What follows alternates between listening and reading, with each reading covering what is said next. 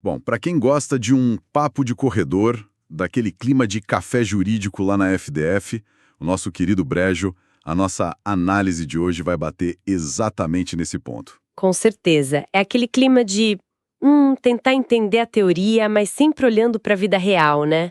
Exatamente. Bem-vindos a mais um mergulho profundo nos nossos materiais jurídicos. Hoje a gente vai falar sobre a verdadeira engrenagem que movimenta a vida em sociedade: as obrigações. É porque se a gente for pensar bem, desde comprar um pãozinho na padaria até assinar um contrato empresarial milionário, no fim das contas, tudo se resume a entregar alguma coisa, fazer alguma coisa ou deixar de fazer alguma coisa, sabe? Pois é. E para guiar a gente nesse debate, nós vamos usar um material excelente. É a Monitoria de Direito Civil 2, que foi preparado pelo monitor Frederico Vieira. Um roteiro impecável, aliás. E todo esse material tem como base acadêmica as aulas e os roteiros da professora doutora Fabiana Maria Martins Gomes de Castro. A gente vai focar na modalidade quanto ao objeto. Isso. E a missão aqui não é ficar lendo o Código Civil igual um robô. A gente quer destrinchar os artigos 233 para frente, pegando a visão de autores como Maria Helena Diniz, Flávio Tartucci e o Gagliano. Sim, a ideia é que quem está escutando a gente consiga entender como isso cai na prova e principalmente como funciona na prática, sem complicação. Então olha só essa situação, tipo de alto risco mesmo. Imagina que alguém passa meses negociando a compra de um Porsche clássico, placa preta. Aquele item de colecionador absolutamente único. Nossa, um baita investimento. E super específico, né? Exato. É uma coisa certa. O contrato é assinado, a transferência bancária milionária é feita, o carro fica lá impecável, na garagem do vendedor, só aguardando a retirada na manhã seguinte. Dá até um frio na barriga de imaginar o que vem pela frente. Pois é, porque durante a madrugada, uma tempestade bizarra atinge a cidade. Um raio cai exatamente na garagem do vendedor e o Porsche vira um monte de cinzas retorcidas. Que tragédia! Sim, e o dinheiro já mudou de mãos, mas o objeto desapareceu. Aí a grande pergunta é quem assume esse prejuízo gigantesco? O comprador que já pagou ou o vendedor que não teve culpa nenhuma pela tempestade? Esse é um cenário que tira o sono de muita gente. E com toda razão, viu? É a representação perfeita de como o direito civil precisa intervir quando a imprevisibilidade do mundo colide com os contratos. E respondendo à sua pergunta, o vendedor tem que devolver o dinheiro. Ele devolve tudo. Devolve tudo. E ele que vai amargar o prejuízo total do carro destruído. Porque olha só, quando a gente fala da obrigação de dar a coisa certa, que é esse objeto inconfundível como o Porsche, existe uma linha divisória temporal absoluta. Que seria a entrega, certo? Isso, a famosa tradição, que é o momento físico da entrega. Antes dessa tradição, vigora uma máxima romana chamada res perit domino, ou seja, a coisa perece para o dono. Mas espera aí, o vendedor já tinha até recebido. Sim, mas como o vendedor ainda estava com a chave e o carro estava na garagem dele, o direito considera que ele ainda é o dono para fins de risco patrimonial. E tem também o princípio da gravitação jurídica, né? Onde o acessório segue o principal. Mas o foco aqui é quem segura o risco do principal. Só que assim, vamos olhar para isso de um ponto de vista prático. Isso parece extremamente cruel com o vendedor, não acha? Ele não tem controle sobre um raio caindo. Foi um caso fortuito, força maior. À primeira vista parece injusto mesmo. Porque a lei coloca o peso inteiro do universo nas costas dele, tipo exigindo que ele perca o carro e ainda devolva o pagamento. Não deveria ser um risco dividido entre os dois? É uma excelente provocação.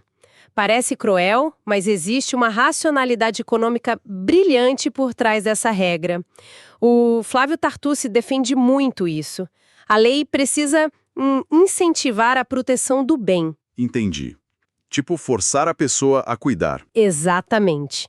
Quem está na posse física do carro, o vendedor. Quem tem a capacidade de colocar o carro numa garagem coberta, de contratar um seguro para o galpão, sabe? É quem detém a coisa. Faz sentido. Se o direito simplesmente dividisse o prejuízo, meio que criaria um desincentivo para o cuidado. O cara ia largar o carro na rua. Exato. A regra de que o dono suporta a perda aloca o risco em quem está na melhor posição material para evitar ou diminuir esse risco. É uma lógica de eficiência pura. Quem segura a bola, segura o risco, né? E como não houve culpa do vendedor na queda do raio, a obrigação simplesmente se dissolve. Ele devolve o dinheiro e ninguém paga indenização extra por perdas e danos. Zero jogo. Isso mesmo. Essa é a primeira hipótese de perecimento, a perda sem culpa. Agora, se a chave já estivesse no bolso do comprador e o carro na garagem dele quando o raio caiu, aí o risco já teria sido transferido pela tradição. Aí o comprador que ia chorar em cima das cinzas do Porsche. E ainda ia ter que pagar o resto se tivesse alguma parcela pendente. Sem dúvida. Agora, a coisa muda de figura se o vendedor, na noite anterior à entrega, resolve, sei lá, dar uma volta na rodovia com o Porsche para se despedir, dirige em alta velocidade e capota o carro, dando perda total. Aí a tempestade sai de cena e entra a irresponsabilidade humana, né? Total. O que nos leva ao cenário de perda com culpa. Nesse caso, a paciência do direito civil acaba, sabe? A professora Fabiana bate muito nessa tecla nos roteiros. O artigo 234 determina que o credor vai receber o equivalente em dinheiro daquele carro. Mais as perdas e danos. Exato, somado a uma indenização por perdas e danos. O patrimônio do devedor vai sangrar para compensar não só o valor do bem, mas o que o comprador deixou de ganhar, ou prejuízo moral pela frustração do negócio. Tá, mas até agora a gente falou de perda total, tipo, o carro virou pó ou sucata. Mas e naqueles casos de estragos parciais? Imagina que na véspera da entrega tomou uma chuva de granizo severa, o teto do carro ficou todo amassado. Não teve culpa de ninguém. O comprador é obrigado a aceitar o carro parecendo uma bola de golfe? A lei é bem pragmática nessa deterioração sem culpa. O credor tem o poder de decisão na mão dele. Ele pode dizer, olha, a magia acabou, não quero um carro amassado e o negócio é resolvido sem indenizações. Zera tudo de novo. Isso. Ou, se ele ainda quiser muito o veículo, ele pode ficar com o Porsche, mas exigindo um abatimento proporcional no preço. É uma forma de reequilibrar a balança. E se o amassado foi culpa do vendedor? Tipo, esbarrou numa pilastra manobrando, imagino que a balança pese ainda mais contra ele, né? Ah, sim. Se tem culpa na deterioração, o credor ainda escolhe se rejeita ou se fica com o carro. Mas em qualquer uma das duas vias, ele ganha o direito de exigir perdas e danos. A culpa é o grande gatilho das indenizações. Tem um desdobramento dessa obrigação de dar que eu acho que dá um nó na cabeça de muita gente. Porque inverte um pouco a lógica do dono, e quando a obrigação não é transferir a propriedade de algo novo, mas devolver algo que já era da outra pessoa. Ah, a obrigação de restituir. Isso. Pensa no aluguel de uma fazenda. O inquilino usa a terra por 5 anos e no final tem que devolver. O dono da fazenda já é o credor. Exato. A Maria Helena Diniz classifica isso direitinho. A mecânica muda porque o foco não é a transferência de domínio, é o retorno da posse. Então, se a fazenda for devastada por uma enchente imprevisível sem culpa do inquilino, a regra de que a coisa perece para o dono continua valendo. Só que agora o dono é o credor da devolução. Pois é. Então a obrigação do inquilino de devolver a fazenda perfeita se extingue e o proprietário que amarga o prejuízo causado pela natureza. E como fica a questão do que o inquilino construiu lá? Se ele ergue um galpão para guardar tratores ou se tem uma plantação inteira de soja pronta para colher bem na hora de devolver a fazenda. Isso deve dar uma briga de foice no escuro. Dá muita briga. E o direito usa um bisturi ético para resolver isso, que é a questão da boa-fé e da má-fé. Sempre tentando impedir o enriquecimento sem causa. Como funciona na prática? Assim, se o inquilino estava de boa-fé, acreditando que o contrato estava vigente, ele tem direito a ser indenizado pelos melhoramentos necessários, que são aqueles para manter a fazenda em pé, e também pelos úteis, que facilitam o uso, tipo esse galpão. E a soja colhida é dele. Justo.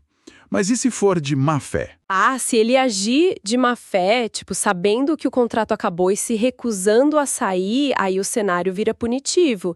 Ele só recebe o que gastou para os melhoramentos necessários. Ele perde os galpões que construiu por utilidade e ainda tem que devolver todos os frutos. Nossa, perde a soja toda. Toda. Inclusive pagar pelo que o dono original poderia ter colhido. A má-fé contamina completamente o direito de retenção. Uma punição severa, mas necessária, né? Agora, Vamos fechar esse universo das entregas de coisas com um conceito que causa arrepios no mercado. A coisa incerta. Até aqui a gente falou do Porsche específico, da fazenda específica, mas e quando o objeto é genérico? A famosa obrigação genérica. Isso. Imagina uma grande torrefação que assina um contrato para comprar 1000 sacas de café arábica de um produtor. Não é um lote específico, é um gênero. Isso, a obrigação de dar coisa incerta é definida só pelo gênero e pela quantidade. E tem uma regra de ouro aí que a galera não pode esquecer, que é o princípio genius nunca pere. O gênero nunca perece. Exatamente. E aí que eu vejo a crueldade do mercado se manifestar, sabe? Se o incêndio destruir completamente os armazéns desse produtor e torrar todo o café que ele tinha colhido, ele não pode simplesmente alegar força maior sem culpa, lavar as mãos e cancelar o contrato, né? Não pode, de jeito nenhum. E isso, olha, destrói empresas na vida real, porque ele se comprometeu a entregar 1000 sacas de café, e não as 1000 sacas específicas que estavam no galpão dele. Café arábica continua existindo no mundo. Exato. Então a lei obriga esse produtor a ir no mercado aberto, comprar 1000 sacas do próprio bolso, às vezes pagando mais caro para o seu próprio concorrente, e entregar para o credor. Ele suporta todo o risco até ocorrer a chamada concentração. Que seria o momento em que esse café genérico vira um café específico, certo? Quando as sacas são separadas, colocadas num caminhão e marcadas com o nome do comprador. Mas quem decide quais sacas vão? O produtor pode querer mandar só a raspa do tacho para economizar, e o comprador vai querer grão tipo exportação. É o conflito clássico, né? Se o contrato for omisso, a lei diz que a escolha cabe ao devedor, ao produtor. Mas tem um freio moral aí no artigo 244, o princípio da qualidade média. Ah, então ele não pode mandar o pior, mas também não precisa mandar o melhor. Isso mesmo. É o meio termo estrito. E a grande virada é que, no exato segundo em que essas sacas são separadas e o credor é notificado, a coisa incerta concentra-se em coisa certa. Virou coisa certa. Exato. Se o caminhão tombar depois disso, sem culpa, aí a gente volta para aquelas regras de perecimento da coisa certa, do res perito homino, e o produtor pode ser liberado. Perfeito. Agora, destruir objetos, repor sacas de café, tudo isso tem uma métrica financeira até que fácil. Mas o que acontece quando o objeto do contrato é o talento humano, o suor de alguém? Não dá para comprar outra pessoa na prateleira do mercado. A gente entra nas obrigações de fazer. Transição perfeita. Quando a gente deixa os bens materiais de lado e olha para a atividade humana, a doutrina, e o Pablo Stossi Gagliani explica isso super bem, aponta para um critério divisor, a pessoalidade. Temos as obrigações fungíveis e as infungíveis. A infungível é aquele contrato intuito personae, né? Eu contratei aquela pessoa específica por causa das características exclusivas dela. Um pintor renomado para fazer um retrato, ou um cirurgião super famoso para uma operação delicada. Isso não pode ser qualquer um. Já a fungível é impessoal. O síndico do prédio contrata uma empresa para capinar o mato do jardim. Ele não quer saber o nome do cara que vai segurar a enxada. Ele só quer um mato cortado. Exatamente. E essa distinção não é só acadêmica, ela dita como o Estado vai lidar com o calote. Vamos pegar o seu exemplo do infundível. Um cantor famosíssimo contratado para um grande festival. Chega no dia, ele dá um ataque de estrelismo, tranca a porta do hotel e diz que não vai cantar de jeito nenhum. O que os organizadores podem fazer? Bom, à vontade dá para imaginar, né? Eles com certeza iam querer ligar para a polícia, pedir para arrombarem a porta, arrastarem o cantor para o palco e amarrarem o microfone na mão dele. Nossa, um show de horrores. O que seria uma violação grotesca dos direitos humanos, convenhamos? Totalmente. E é por isso que o direito civil moderno é categórico. Ninguém pode ser coagido fisicamente a fazer algo. A liberdade humana é o limite intransponível. Então, como resolve? Se tem recusa voluntária numa obrigação infungível, o artigo 247 determina a conversão automática em perdas e danos. O cantor não vai cantar sobre a mira de uma arma, mas vai ter que liquidar o patrimônio dele para ressarcir a bilheteria, a montagem do palco, os danos à imagem do festival, tudo. Entendi. Mas e se o problema for no capinador do prédio? A obrigação fungível. A equipe simplesmente não aparece, o mato está alto, cheio de bicho, e a prefeitura já ameaçou multar o condomínio no dia seguinte. O síndico tem que contratar advogado, entrar com ação, esperar o juiz despachar para só meses depois conseguir cortar o mato. A dinâmica das cidades não sobrevive a essa lentidão. De jeito nenhum. E é para evitar que a economia trave que o legislador colocou no artigo 249 uma ferramenta poderosíssima. O Gagliano chama isso de autotutela civil. E como funciona na prática? Nas fungíveis, a regra geral já diz que o credor pode pedir para um terceiro fazer o serviço e mandar conta para o devedor que sumiu. Mas o pulo do gato está no parágrafo único. Havendo urgência manifesta, o credor não precisa de nenhuma autorização do juiz. Olha, isso soa perigosamente como fazer justiça com as próprias mãos. O Código Civil realmente chancela isso. O síndico pode simplesmente contratar outra empresa na mesma tarde, mandar capinar tudo e depois jogar a fatura na mesa da primeira empresa? Ele chancela sim, porque a lei reconhece que a lentidão judicial pode causar um dano gigantesco. Pensa numa construtora que abandonou a obra de um prédio que está com risco iminente de desabar na época de chuvas. Nossa, não dá para esperar o juiz. Impossível, o dono do terreno contrata outra empreiteira de emergência, escora o prédio e a lei legitima essa ação. Só que, claro, essa autotutela tem limites, né? Tem que ter bom senso. Exato. O credor não pode contratar o serviço mais luxuoso e caro do mercado só para punir o devedor original. Os custos cobrados depois precisam ser razoáveis e proporcionais ao que foi contratado. Entendi. E falando nessas vias judiciais, tem um ponto de atenção máximo nos roteiros da doutora Fabiana sobre aquelas multas que os juízes aplicam para forçar o cumprimento das obrigações, as famosas astrentes. Tem uma barreira formal gigantesca aí, não tem? Tem sim.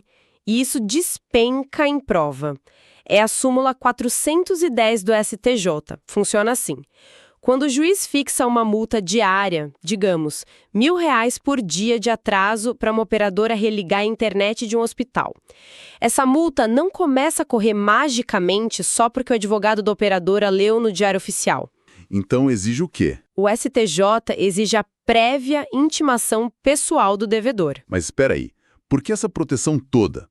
Se o advogado do cara sabe da multa, o cliente deveria saber. É uma garantia do devido processo legal para evitar umas ruínas financeiras silenciosas, sabe? Teve muito caso real no passado em que empresas e até pessoas físicas acumularam milhões em multas diárias simplesmente porque teve uma falha de comunicação interna com os advogados. O famoso perdi o e-mail do advogado. Pois é, a multa coercitiva não tem a função de enriquecer o credor. Ela tem uma função psicológica de pressionar o devedor a agir. E convenhamos, ninguém se sente pressionado por uma multa que nem sabe que existe. Faz todo sentido. Por isso a intimação tem que ser na pessoa um aviso claro de que o relógio começou a correr contra ela. Fascinante como o sistema tenta se equilibrar. E agora a gente chega no cenário que desafia toda a nossa lógica intuitiva. O momento em que alguém é pago para ficar de braços cruzados, absolutamente inerte, a obrigação de não fazer. A obrigação negativa é, na sua essência, uma restrição voluntária da própria liberdade. A Maria Helena Diniz pontua bem isso. Num mundo onde a Constituição diz que ninguém é obrigado a fazer ou deixar de fazer algo, senão em virtude de lei, a pessoa decide se autolimitar através de um contrato. Tipo o quê? Tipo, não abrir um comércio concorrente no mesmo bairro por 5 anos, não revelar o código de um software para ninguém, ou não construir a casa acima de 2 andares para não tapar a vista do vizinho para o mar. Dá para proibir qualquer coisa com um contrato bem redigido e dinheiro suficiente na mesa. Tem um prazo teórico bem famoso do Cristiano Chaves de Farias. Um milionário excêntrico faz um contrato dizendo: te dou essa fortuna sobre a obrigação negativa de que você nunca mais se case com ninguém. O papel aceita tudo. O papel até aceita, mas a ordem constitucional esmaga esse tipo de cláusula sem nenhuma piedade. O direito civil existe sob o guarda-chuva da Constituição. Qualquer obrigação de não fazer que viole direitos da personalidade ou a dignidade humana é nula de pleno direito. Não tem grana que compre isso. Não tem. O direito não permite que uma pessoa venda a sua essência existencial, mesmo que ela queira assinar o papel. Você limita seu direito de construir, de atuar no mercado, mas não o seu direito de casar, de ir e vir ou de ter uma religião. É um freio de emergência civilizatório muito importante. Mas vamos olhar para o que acontece quando a pessoa quebra a promessa válida. Ela faz o que não deveria.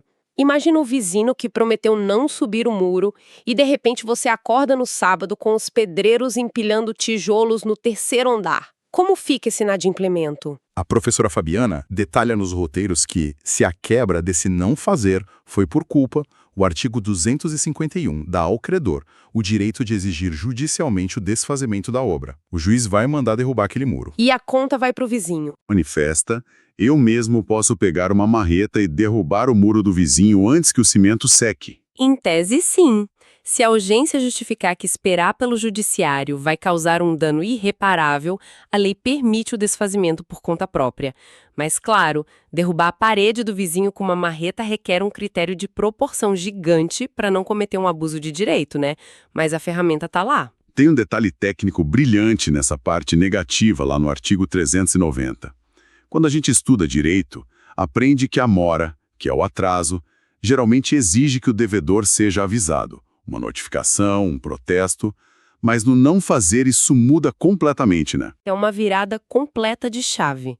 Nas obrigações negativas, a mora é automática. A gente chama de mora ex re. Não precisa de nenhuma interpelação ou aviso. Mas por que a lei dispensa o aviso aqui?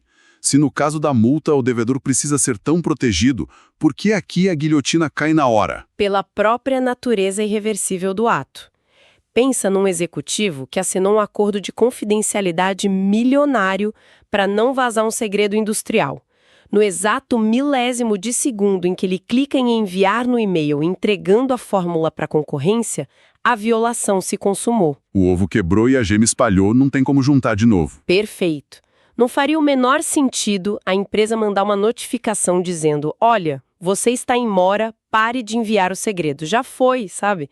Como alerta Washington de Barros Monteiro, na obrigação de não fazer, muitas vezes o simples descumprimento instantâneo não é só mora, é o inadimplemento absoluto e definitivo. Essa imagem do ovo quebrado ajuda muito a visualizar a severidade do artigo 390.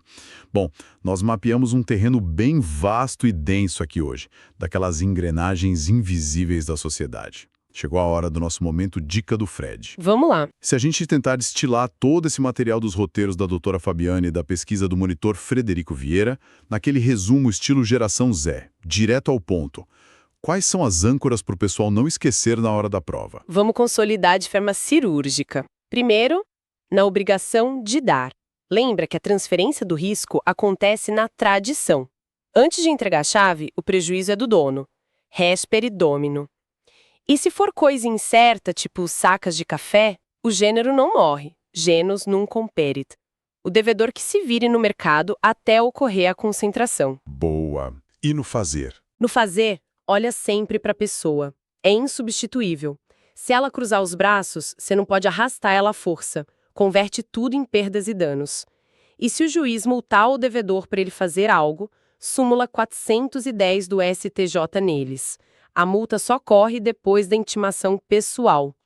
E para fechar, o não fazer. No não fazer, a mora não manda aviso prévio. Pelo artigo 390, pisou na bola e fez o que não devia, a infração é imediata. E uma dica bônus para os dois casos, fazer e não fazer. Se a situação fugir do controle com uma urgência muito severa, lembra do superpoder da autotutela civil. O credor pode resolver o problema por conta própria e cobrar a conta depois. Sensacional, uma verdadeira aula de alocação de riscos e preservação de negócios, né? O direito civil não é só sobre quem tem razão no tribunal, é muito sobre quem tem as ferramentas para minimizar o caos no dia a dia. Eu fico impressionado com essa clareza. E eu fico impressionada como essas estruturas se encaixam. O privilégio de debater isso é meu. E olha, para deixar uma semente plantada para quem vai continuar estudando em casa, vale muito a pena olhar com uma lupa para essa tal de autotutela civil. Por quê? Porque o legislador foi bem corajoso ao autorizar que cidadãos contratem substitutos ou derrubem paredes sem esperar a bênção de um juiz. A eficiência do mercado agradece, claro, mas fica a pergunta: até que ponto essa desjudicialização, essa justiça de emergência com as próprias mãos, não corre o risco de virar uma arma para os credores mais fortes esmagarem os devedores mais vulneráveis usando a urgência como pretexto? É uma linha muito fina entre salvar o contrato e a barbárie nas relações privadas. Uma reflexão profunda sobre o limite do poder privado, sem dúvida. Fica aí a provocação para o estudo individual de quem acompanha a gente. Até a próxima, e continuem de olhos abertos para os contratos invisíveis que estão à nossa volta.